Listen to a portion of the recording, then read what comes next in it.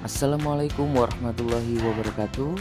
Berjumpa lagi dengan saya, Windy Setiawan, calon guru penggerak angkatan 11 dari SD Negeri 006 Durai, Kabupaten Karimun, Provinsi Kepulauan Riau. Di sini saya akan memaparkan koneksi antar materi modul 2.1 memenuhi kebutuhan belajar murid melalui pembelajaran berdiferensiasi. Apa itu pembelajaran berdiferensiasi? Pembelajaran berdiferensiasi adalah serangkaian keputusan masuk akal, common sense, yang dibuat oleh guru yang berorientasi kebutuhan belajar murid. Ada 5 cakupan pembelajaran berdiferensiasi yang perlu kita pahami, yaitu pertama, tujuan pembelajaran didefinisikan dengan jelas. Kedua, guru merespon kebutuhan belajar murid. Ketiga, menciptakan lingkungan belajar yang mengundang murid untuk belajar. Keempat, manajemen kelas yang efektif. Kelima, penilaian yang berkelanjutan. Ada 3 aspek kebutuhan belajar murid. Pertama, kesiapan belajar, yaitu kapasitas untuk mempelajari materi, konsep, atau keterampilan baru. Adapun tujuannya yaitu untuk memodifikasi tingkat kesulitan pada bahan pembelajaran sehingga dipastikan murid terpenuhi kebutuhan belajarnya. Misalnya, berapa banyak murid yang perlu kita ajar dengan contoh-contoh yang konkret dan berapa banyak murid yang bisa kita ajar secara abstrak. Berapa banyak murid yang sudah bisa belajar mandiri atau berapa banyak murid yang masih perlu pendampingan. Kedua, minat belajar. Minat belajar merupakan suatu keadaan mental yang menghasilkan respon terarah kepada suatu situasi atau objek tertentu yang menyenangkan dan memberikan kepuasan diri. Misalnya, apakah minat murid kita banyak yang suka olahraga, sejarah, teknologi, dan lain sebagainya. Aspek yang ketiga yaitu profil belajar murid. Profil belajar mengacu pada cara-cara bagaimana kita sebagai individu paling baik belajar. Adapun faktor yang mempengaruhi profil belajar diantaranya preferensi terhadap lingkungan belajar, pengaruh budaya, dan preferensi gaya belajar. Di antaranya gaya belajar visual, auditory, dan kinestetik.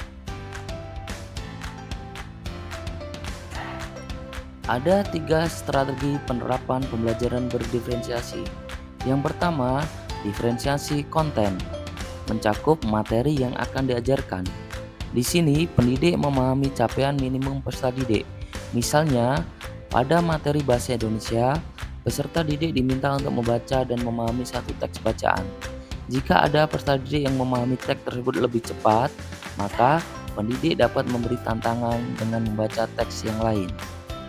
Kedua, diferensiasi proses, yaitu cara mengajarkan. Di sini, proses pembelajaran dan bentuk pendampingan dapat didiferensiasi sesuai kesiapan peserta didik. Bagi peserta didik yang membutuhkan bimbingan, perlu mengajarkan secara langsung. Bagi peserta didik yang cukup mahir, dapat diawali dengan modeling yang dikombinasi dengan kerja mandiri, praktek, dan peninjauan ulang. Bagi peserta didik yang sangat mahir, dapat diberikan beberapa pemantik untuk tugas mandiri kepada peserta didik lainnya. Kemudian, yang ketiga yaitu diferensiasi produk, yaitu terkait luaran atau performa yang akan dihasilkan. Misalnya, tujuan pembelajaran adalah menciptakan puisi. Diferensiasi produk yang dapat diberikan pilihan peserta didik menyampaikan puisinya dengan cara yang pertama, peserta didik dapat menuliskan puisi dalam kertas. Kedua, peserta didik dapat membacakan puisi ciptaannya di depan kelas. Ketiga, peserta didik dapat membacakan puisi ciptaannya dengan merekam dalam bentuk video. Saya akan memberikan gambaran alur penerapan pembelajaran berdiferensiasi. Yang pertama, kita perlu melakukan asesmen awal pembelajaran untuk mengetahui kompetensi dasar yang dimiliki oleh murid. Asesmen awal pembelajaran dapat dilakukan melalui asesmen kognitif atau asesmen non-kognitif. Kedua, setelah kita mendapatkan data hasil asesmen awal pembelajaran, kemudian kita merencanakan pembelajaran. Kita dapat melakukan pemetaan murid untuk melakukan penyesuaian pembelajaran. Selanjutnya, dalam pelaksanaan pembelajaran, kita dapat menerapkan strategi diferensiasi konten dengan memberikan materi yang beragam jenis, mulai dari teks, audio, video, dan lainnya yang sesuai dengan tujuan pembelajaran.